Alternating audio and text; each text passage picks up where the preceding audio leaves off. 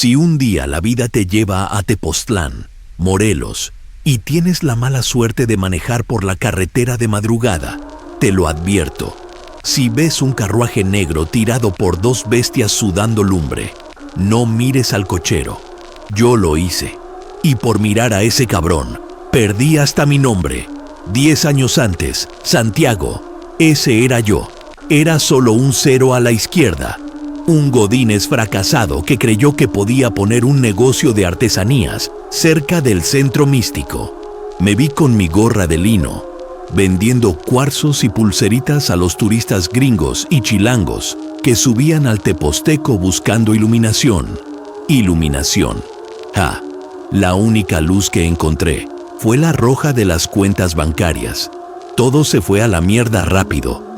Deudas hasta el cuello. Los prestamistas tocando la puerta.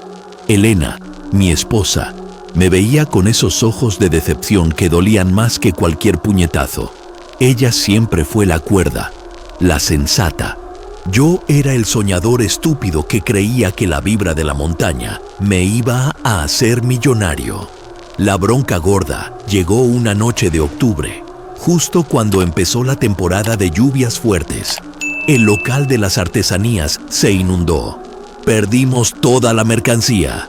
No era solo la lana, era la humillación.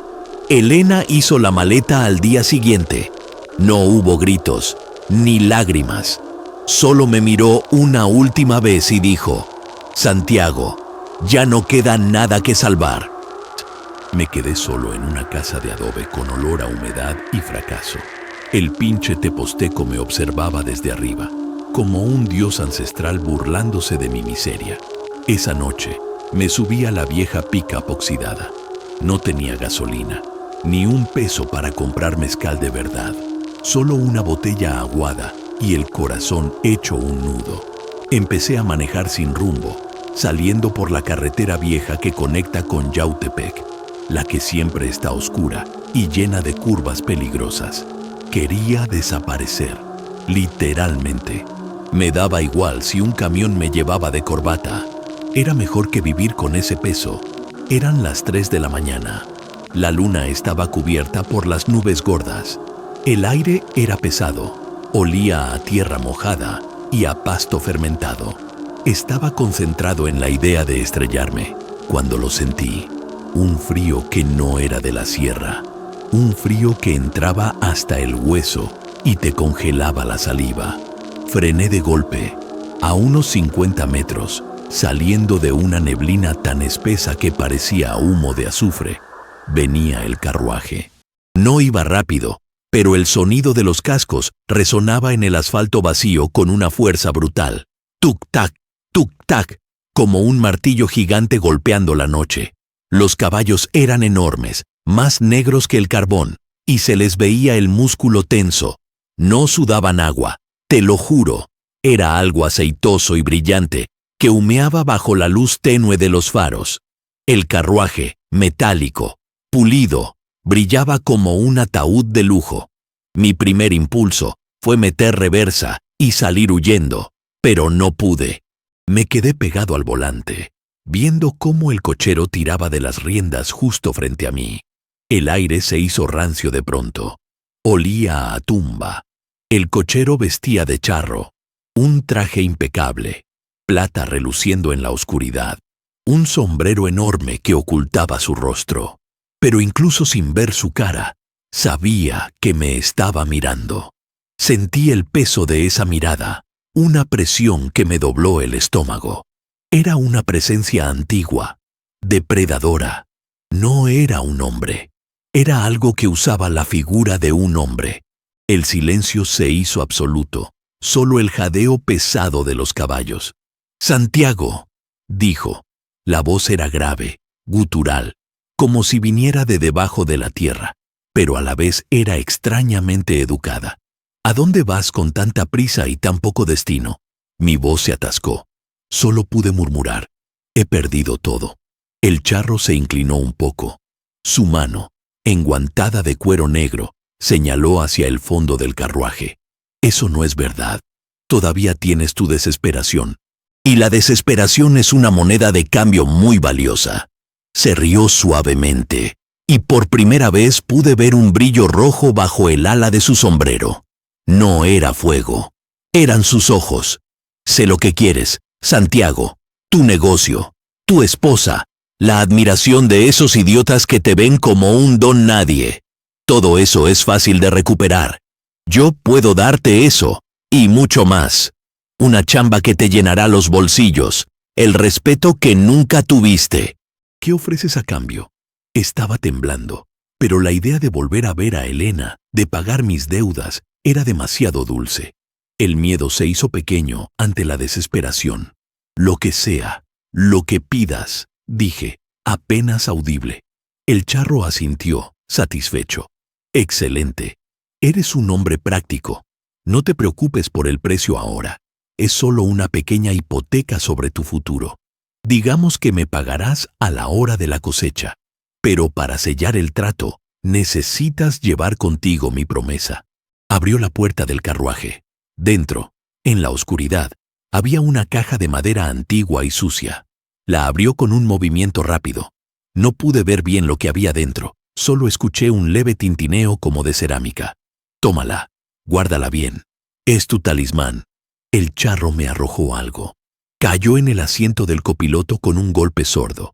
Era una muñeca de porcelana de esas antiguas, vestida de blanco, pero estaba rota.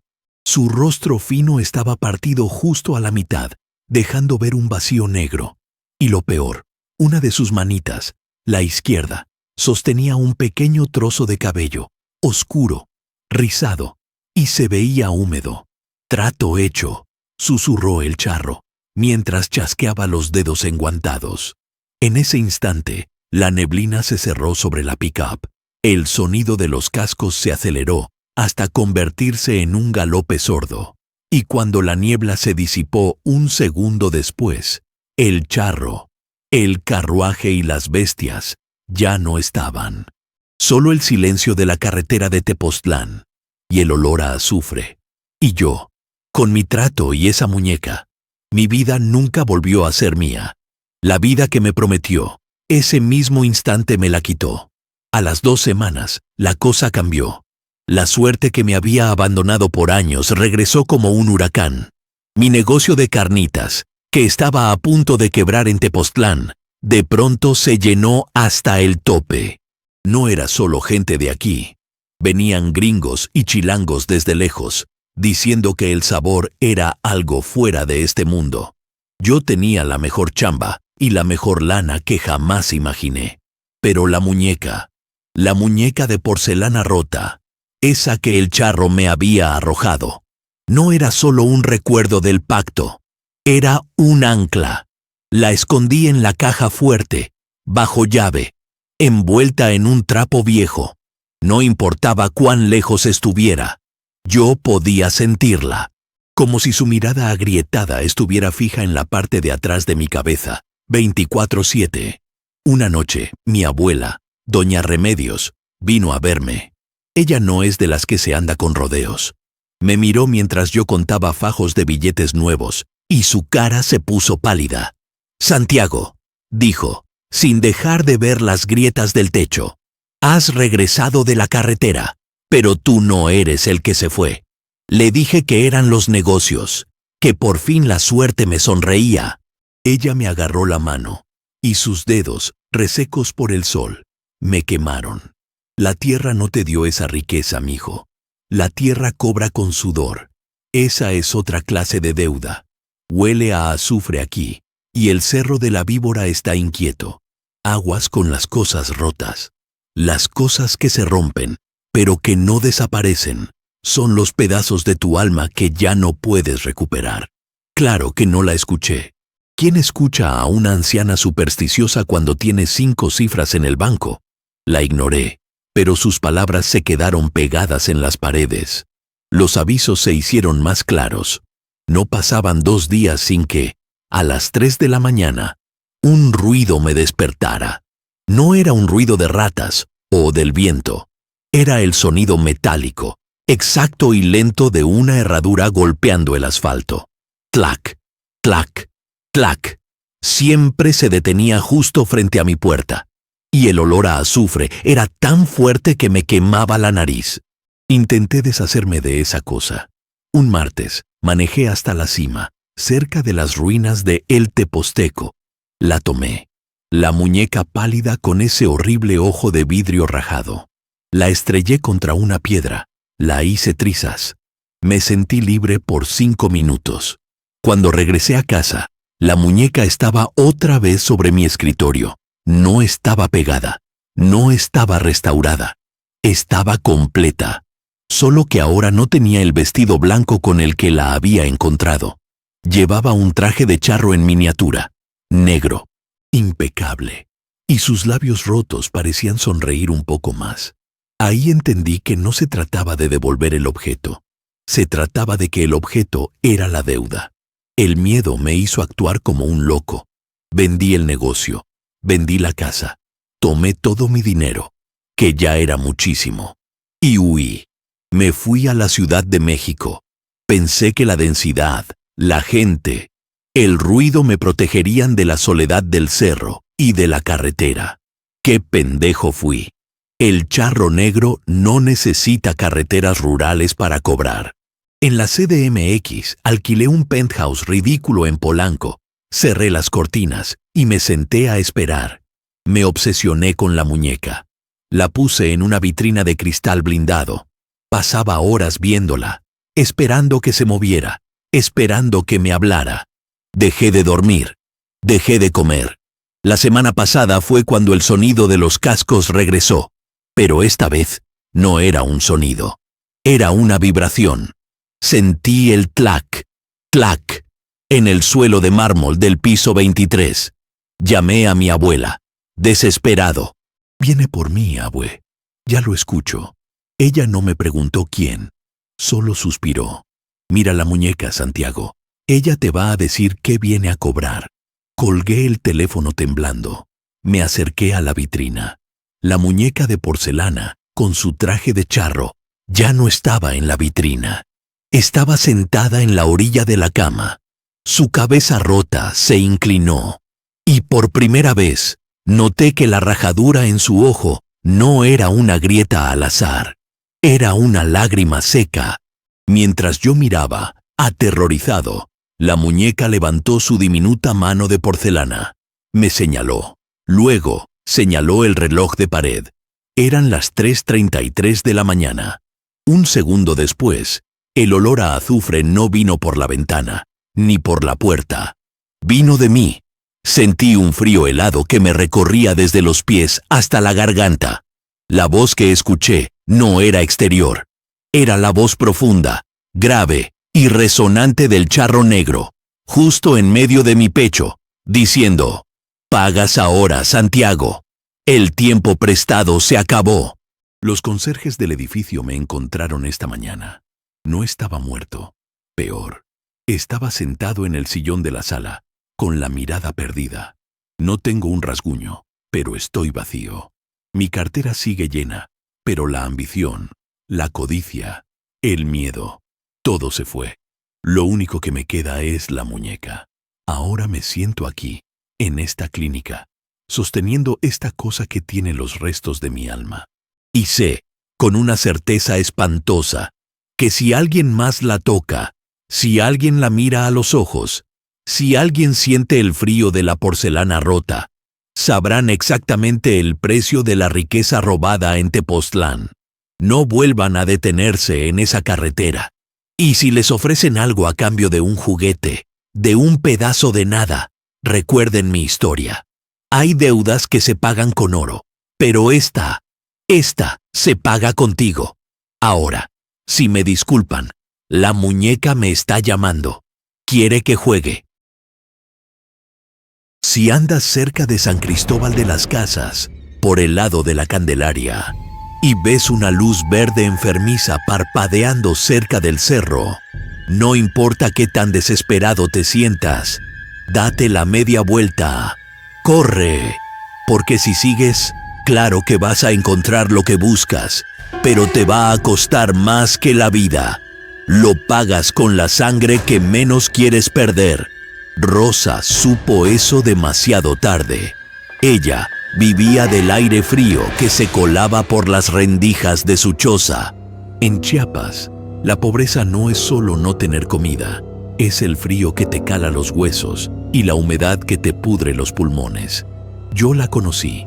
Era una mujer de ojos grandes, cansados y de manos cuarteadas de tanto lavar ajeno. Su marido, Benito, había agarrado carretera para el norte hace 3 años, prometiendo mandar dinero. 3 años de silencio radiofónico. La dejó con 3 chamacos y una promesa que valía menos que un billete falso. El más chico, Pedrito, era su adoración. Pero Pedrito se le estaba yendo. La tos no era de resfriado, era ese sonido seco, áspero, que te arranca el aliento. El médico en la clínica rural le dijo que eran los pulmones, que necesitaba medicamentos caros, que se apurara o el niño no pasaba la semana. Rosa no tenía ni para el camión de vuelta. La desesperación es un monstruo silencioso. Te raspa por dentro hasta que no queda nada más que la piel pegada a los huesos. Ella había intentado todo. Rezarle a la Virgen de Guadalupe hasta que le dolieron las rodillas. Vender los pocos huipiles decentes que le quedaban. Pedir un adelanto a la patrona en la panadería. Una vieja tacaña que solo la miró con desprecio. Mire, Rosa, yo la entiendo, pero no es mi problema. Aquí la chamba es la chamba. Se fue llorando de la panadería, sintiéndose la basura del pueblo. La impotencia la ahogaba. Caminaba sin rumbo por las calles empedradas. El olor a pino quemado y copal de las iglesias le irritaba la nariz. Solo pensaba en Pedrito, en cómo se retorcía en la colchoneta tratando de respirar. ¿Qué haces cuando el mundo te cierra todas las puertas? Casi sin darse cuenta, llegó a un callejón oscuro cerca del Mercado Viejo, un lugar donde no iba la gente decente, solo los que buscaban remedios que no estaban en las farmacias. Había un puesto discreto, casi invisible, escondido bajo un toldo sucio. Ahí estaba ella, doña Matilde. No parecía una bruja de película, era una anciana menudita, con el cabello trenzado con hilos rojos. Olía a tierra mojada y a hierbas amargas. Tenía los ojos del color de la obsidiana. Y cuando Rosa se acercó, la mirada de la anciana fue directa, como si ya conociera su nombre y su desgracia. «¿Vienes por el niño, verdad, Rosa?», preguntó doña Matilde, sin mover un músculo de la cara.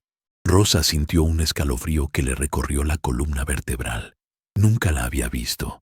«Yo... ¿Cómo sabe? Sé más de lo que crees.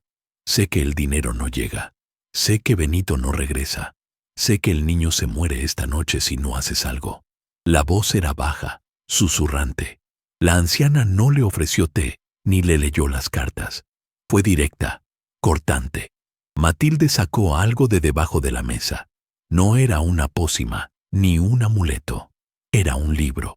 No un libro cualquiera. Era pequeño, pero pesado, encuadernado en lo que parecía ser cuero antiguo, muy oscuro. La superficie no era lisa, tenía una textura extraña, como piel curtida. El olor era metálico, a óxido y a sal. «Este no es un remedio, es un trato», dijo Matilde, deslizando el libro hacia Rosa. «Es la tierra misma la que te da lo que pides. Ella tiene hambre, y tú tienes necesidad». Rosa no se atrevía a tocarlo. Se sentía sucio, caliente. ¿Un trato? ¿Con quién? Con el dueño del lugar. «Lo que el hombre no te dio, la tierra te lo dará. El dinero llegará mañana al amanecer. Suficiente para los medicamentos, para la comida, para que no tengas que lavar ropa de nadie nunca más. Tu hijo estará sano para el atardecer». La oferta era imposible de rechazar. Era la vida de Pedrito contra lo que fuera que esa anciana estaba ofreciendo. Pero sabía que el costo era terrible. Nadie da tanto por nada en Chiapas. ¿Qué tengo que dar a cambio? Matilde sonrió. Una sonrisa lenta y desdentada que no le llegaba a los ojos. La tierra necesita un intercambio. La cosecha debe ser fértil. Ella te pide un favor.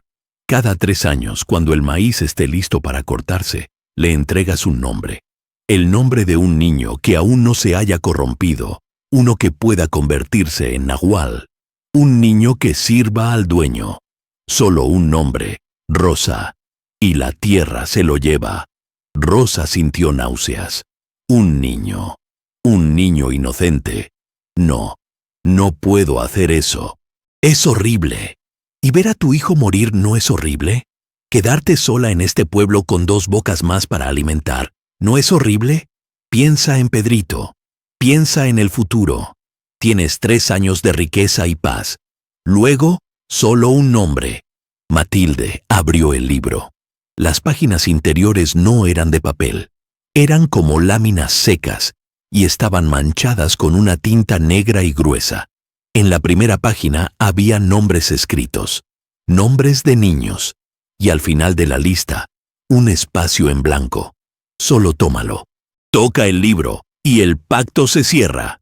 ¿Salud y dinero o entierro? El miedo a la bruja era grande, pero el pánico de perder a su hijo era infinito. Rosa extendió su mano temblorosa. Sus dedos rozaron la piel gruesa de la encuadernación. Un escalofrío eléctrico, helado y doloroso, le recorrió el brazo. El trato estaba hecho. Al mismo tiempo, la luz verde del cerro parpadeó con más intensidad. Matilde se echó a reír, una risa áspera como gravilla. Ve a casa, Rosa. El dinero ya está en camino. 3 años de paz. No olvides la fecha de la cosecha. Yo daría mi alma por olvidar esa risa. Matilde riéndose como una hiena, con la promesa de 3 años bailando en el aire helado. Cuando volví a la casa, el aire no era el mismo. Olía a pino quemado y a humedad pesada, incluso en el interior. El miedo se había ido, reemplazado por una especie de euforia sucia. Encontré el libro sobre mi mesita de noche, justo al lado de donde Leo dormía. Era tal como lo describió Matilde. Pequeño, encuadernado en una piel curtida que no parecía de borrego, sino más bien algo elástica y gruesa. Dentro, sin letras, solo un puñado de billetes de alta denominación, apilados perfectamente.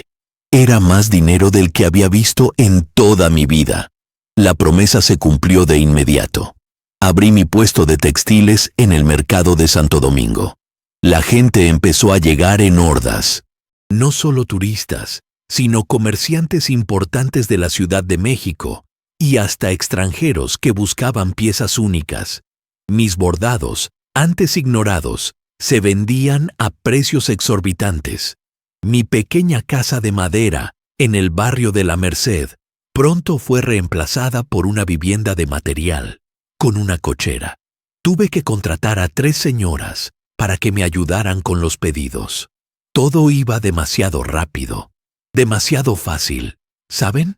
Era como si el tiempo se hubiera acelerado solo para mí. Leo, mi niño, crecía sano, pero callado, demasiado callado. De vez en cuando, lo encontraba mirando fijo a un punto en la pared, justo donde yo guardaba el libro de piel bajo llave. Si yo lo agarraba de la mano, él se asustaba. Me miraba con esos ojos enormes y me preguntaba, «Mamá, ¿por qué huele a azufre?» Yo le decía que era la chimenea, que era el incienso, pero no. El azufre era mi conciencia gritándome.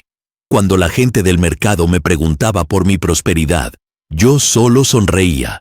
Nadie sospechaba, porque me veían trabajar de sol a sol, doblando telas, contando lana. Pero la verdad es que la chamba ya no costaba esfuerzo.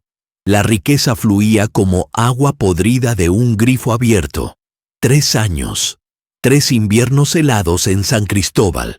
Yo tenía marcada la fecha en mi calendario, el día exacto en que Matilde mencionó la cosecha.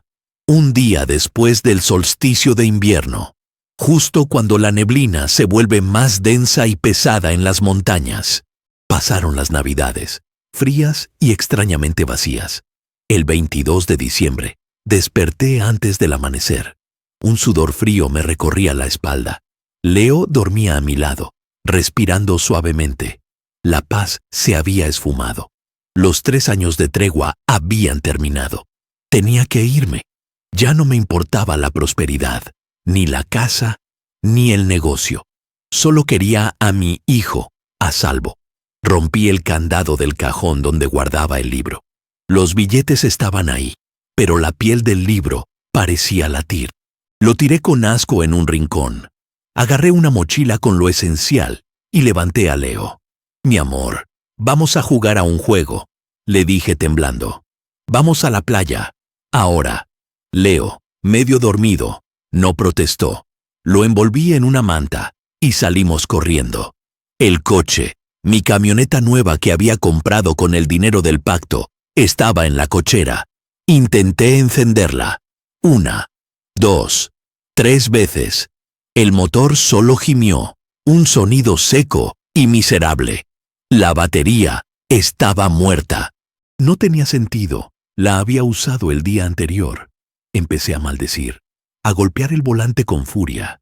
Pinche vieja, me había dejado sin salida. Me bajé del coche y miré a la calle. La neblina no era normal, era espesa, opaca, de un color gris sucio. Había un silencio sepulcral, como si San Cristóbal se hubiera quedado sin gente. Ni un perro ladraba, ni una luz se veía encendida en las casas vecinas. Intenté la única opción que me quedaba, correr. Tomé a Leo en mis brazos. Apenas dimos 5 pasos por el empedrado cuando el aire se hizo pesado. No podía respirar. Era como si la tierra misma no quisiera dejarme ir. En la esquina, donde la luz del único farol que funcionaba se rompía en la niebla, vi la sombra. No era una sombra humana. Era demasiado alta, demasiado torcida. Un olor penetrante, a humedad, a plumas quemadas y a carne cruda. Me golpeó la cara. Matilde no caminaba. Se deslizaba. Estaba cubierta por un zarape andrajoso, pero la forma bajo la tela no era la de una mujer. Se movía en 4 patas, con una agilidad antinatural.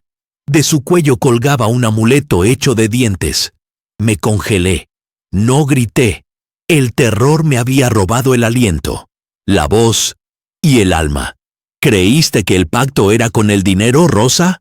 Su voz era un gruñido, ahora mucho más profundo, resonando en el pecho. La risa se había ido. Solo quedaba la avidez. El pacto fue con la tierra. Mi tierra. Y la tierra siempre cobra. Intenté correr hacia atrás, hacia la casa, pero Matilde ya estaba bloqueando la entrada. Sus ojos brillaron bajo el zarape, no de color verde como aquella noche en el cerro, sino de un rojo intenso, como brasas moribundas. De repente, el zarape cayó al suelo. Lo que vi no fue una mujer, fue un animal grotesco, con la espalda encorvada, cubierto de un pelo negro y ralo. Sus manos eran garras alargadas, tocando el suelo. Su rostro ya no tenía nariz ni orejas, solo una boca cavernosa llena de colmillos pequeños y afilados. Era el nahual. Solté un gemido. Abracé a Leo con todas mis fuerzas, apretándolo contra mi pecho. El nahual, la Matilde transformada, no vino por mí, vino por la cosecha. Una de sus garras, larga y seca, se extendió lentamente. No atacó, solo me tocó en el hombro, con una precisión escalofriante, y me apartó suavemente. Yo caí al frío empedrado. El nahual se inclinó sobre Leo. Mi hijo, al ver la criatura sobre él, por fin gritó. Un grito desgarrador, que cortó el silencio de la madrugada. Vi cómo la criatura lo agarró por el cuello de la manta. Lo último que recuerdo, antes de que la neblina me tragara por completo, fue la visión del pequeño cuerpo de mi Leo, siendo arrastrado por el empedrado, desvaneciéndose en la niebla roja que había tomado la ciudad. Me quedé ahí, tirada en el suelo mojado de San Cristóbal, con el olor a azufre y a pino quemado en la nariz, la casa nueva brillando vacía detrás de mí.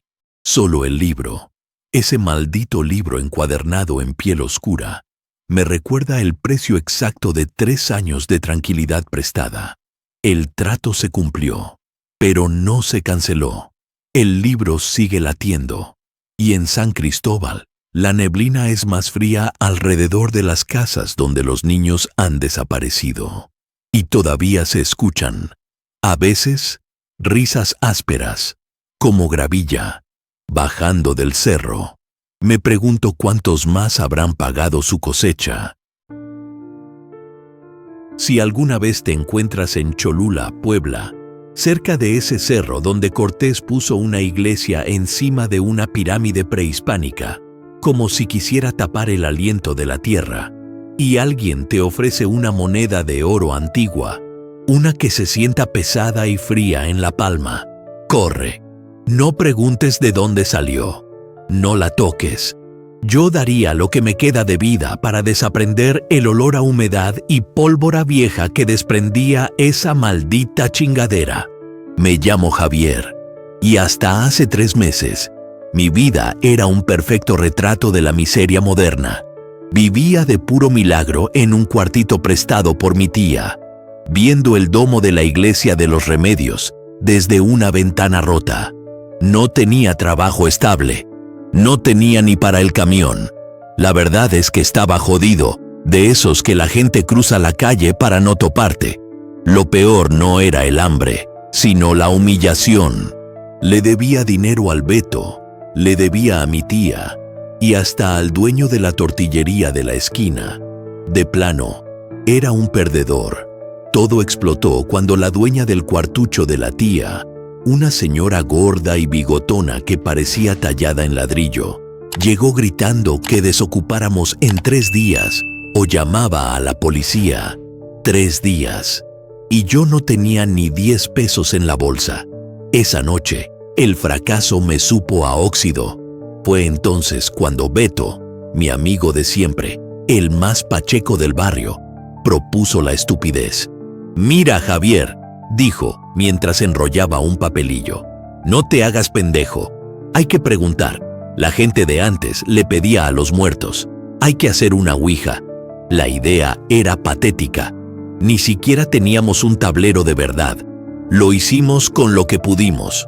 Un cartón viejo de una caja de cereal, letras mal dibujadas a mano y un vaso de tequila de vidrio como puntero. Estábamos en el patio trasero de la casa de Beto. Era cerca de la medianoche y el aire en Cholula era pesado, oliendo a tierra mojada y a las cenas recalentadas de la gente. Éramos 3, Beto, yo y la Carla, la prima de Beto. Ella era la única con nervios de acero, sentada en la mesa de plástico, con una vela mal puesta alumbrando nuestros rostros sudorosos. Beto se puso serio, cosa rara en él.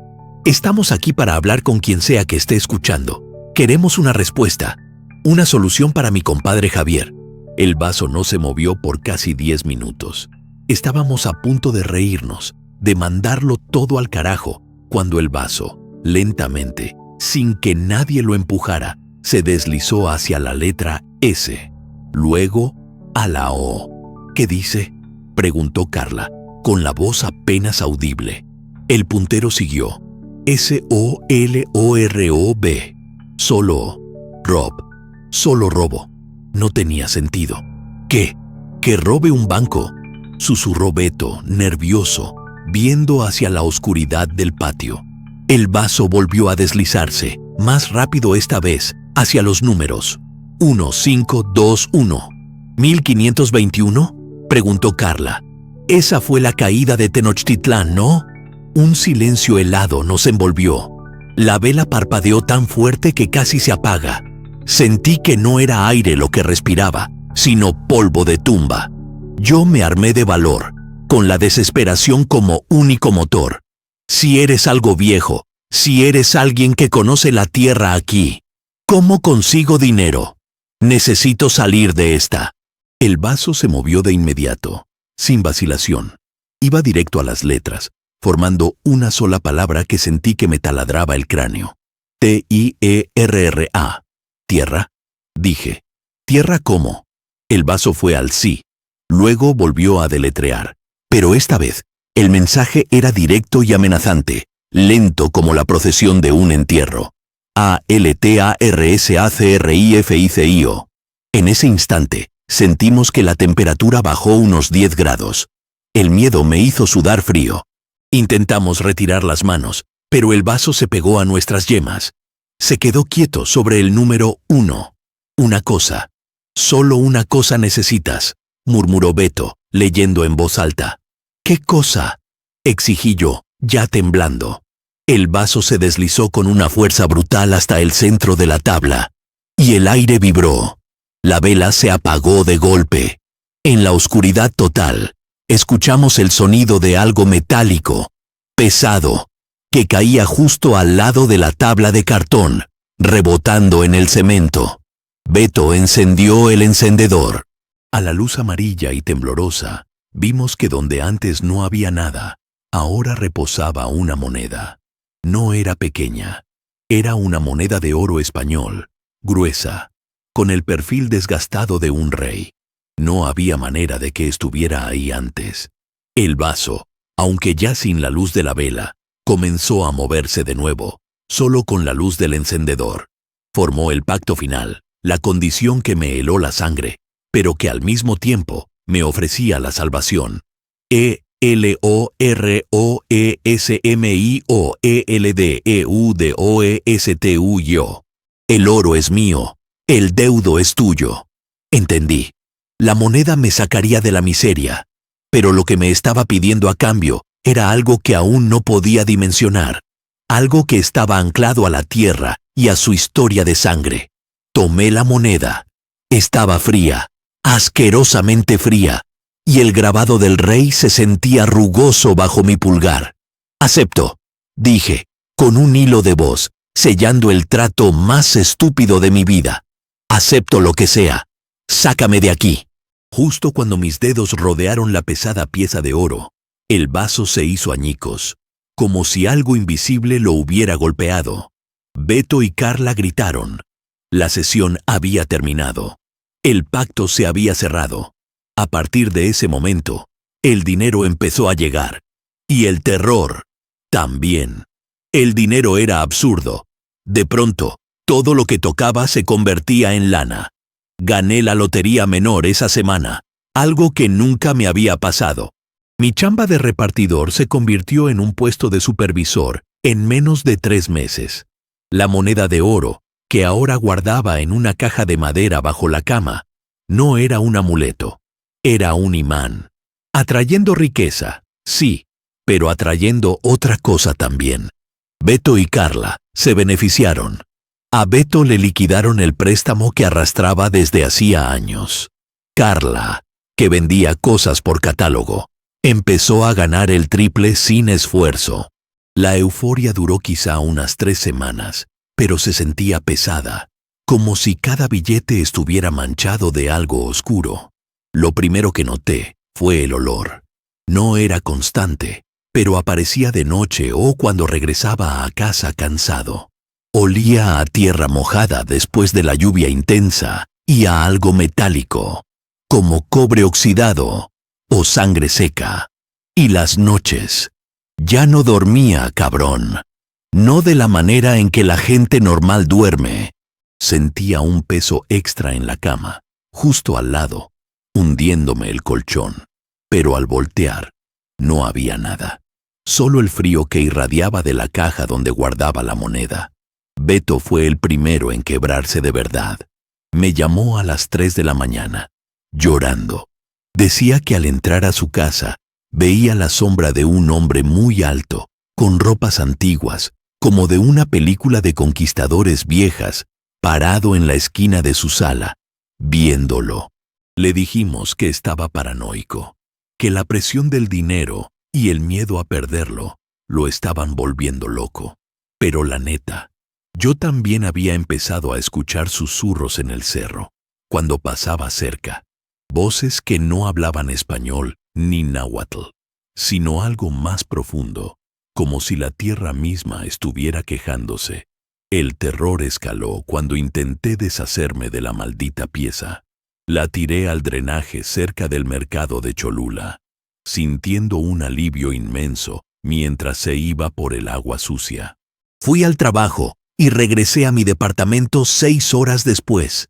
Y ahí estaba, sobre mi mesa de noche, brillando bajo la lámpara, esa pinche moneda. Fui a la caja fuerte del trabajo, la envolví en una camiseta vieja y la dejé en el fondo.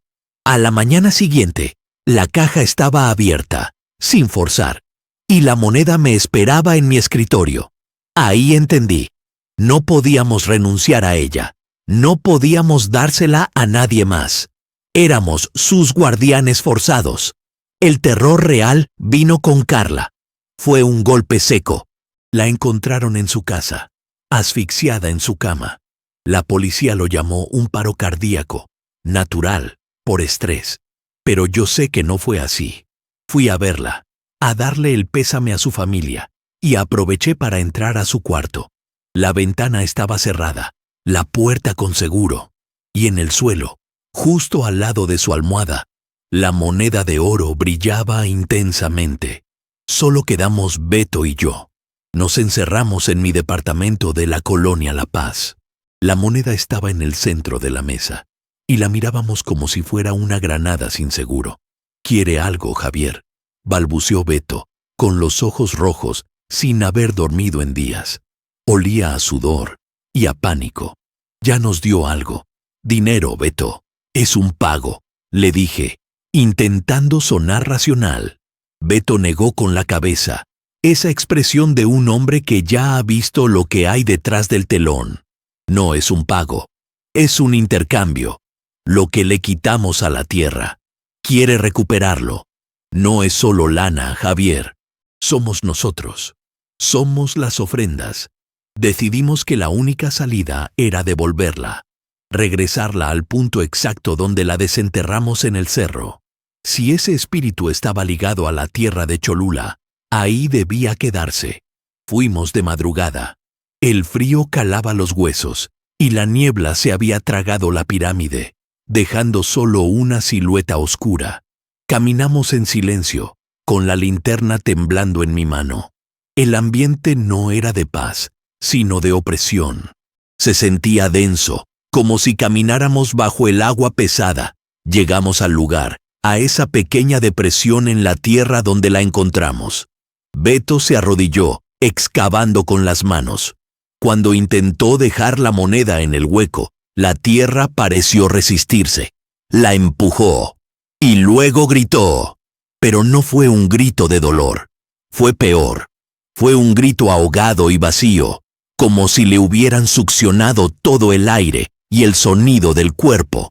Su piel se puso gris, y sus ojos se quedaron abiertos, mirando al cielo. Cayó de lado, un peso muerto. Me arrodillé para levantarlo, para reanimarlo, pero sentí algo horrible. No pesaba. Era como si el cuerpo de Beto fuera solo una cáscara, un globo desinflado. La vida, su energía, todo se había ido. Miré la moneda en el suelo, ahora cubierta de lodo y humedad. No la toqué. Nunca más la he tocado con mis manos desnudas.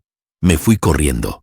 Dejé el cuerpo de Beto ahí, en el frío, justo al lado de la pieza de oro que prometió sacarnos de la miseria. Los medios dijeron que fue un ataque cardíaco fulminante. La policía nunca relacionó la muerte de Carla con la de Beto. Estoy solo ahora, y sé la verdad. No puedo tirarla, ni venderla, ni enterrarla en una iglesia. Ella siempre regresa. Está conmigo. Respira en mi sala, en mi cuarto, esperando que mi energía se acabe. Si ves este video, si alguna vez te ofrecen una ganancia fácil, si encuentras algo que huele a tierra vieja y a promesas rotas, no lo toques. No mires al cerro de Cholula buscando sombras. Y por favor, si encuentras una moneda de oro con un rey feo grabado, déjala donde está. Solo déjala.